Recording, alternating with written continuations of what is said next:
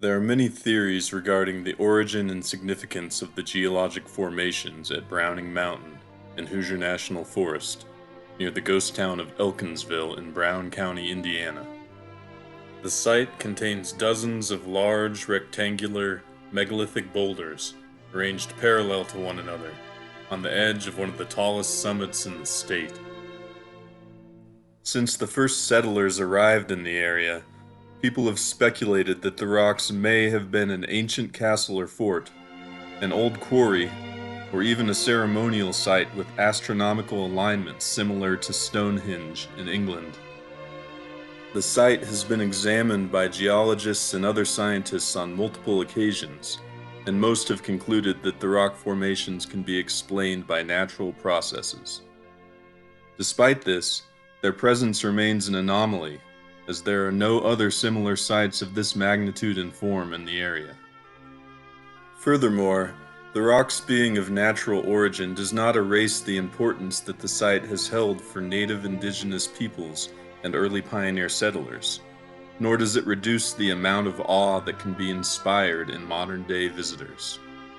Browning Mountain exists within the Borden geological group, a sequence of rocks typified by thick sections of highly fractured gray shale with thin layers of interbedded sandstone.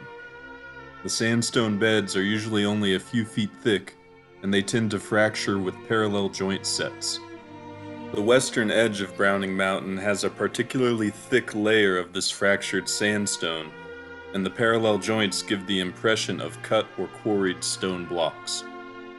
To fully understand why the Borden creates such a unique exposure at Browning Mountain, we have to consider the other major factor influencing the geology of the region: glaciers.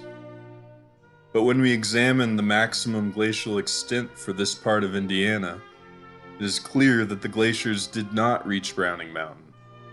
This is corroborated by the lack of glacial till and other related deposits at the summit where the rocks are exposed. Although there is no evidence that the glaciers ever covered the area, there is evidence that a past glacier got very close. As this sheet of ice several thousand feet thick melted, it created a torrential flood that carved out the major drainage valleys in the region. Browning Mountain, it just so happens, is located at a sharp hairpin bend in the Middle Fork Salt Creek drainage valley. When the melting glaciers flooded this valley, this hairpin bend became a cut bank where severe erosion occurred. The rocks underlying the sandstone blocks atop Browning Mountain are fractured shales that the torrential floods rapidly eroded away. This action undercut the sandstone blocks above, causing them to erode out of the hillside and slump down the hill. It just so happens that the sandstone blocks are fractured parallel and perpendicular to the eroded hill slope, furthering the illusion that the rocks were intentionally cut along these faces. The main rocks exposed at the top of Browning Mountain are still intact, but with time and weathering they too will slowly start to creep down the hill to join their friends who were displaced by the glacial outwash erosion so many thousands of years ago. The formation remains steady as a testament to the geologic forces that have shaped the area, and as a catalyst for the imaginations of those who dare to dream of grand constructions and lost civilizations.